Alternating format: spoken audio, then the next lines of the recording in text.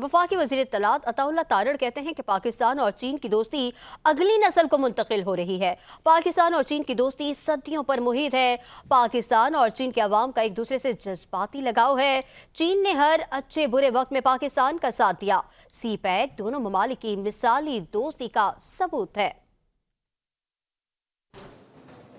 The Karachi port of His Excellency Xi Jinping, we had the pak-china economic corridor, and we had CPEC projects coming up in the form of Saiwal coal power plant. We had CPEC projects coming up in the form of Thar coal, the Karachi port energy project.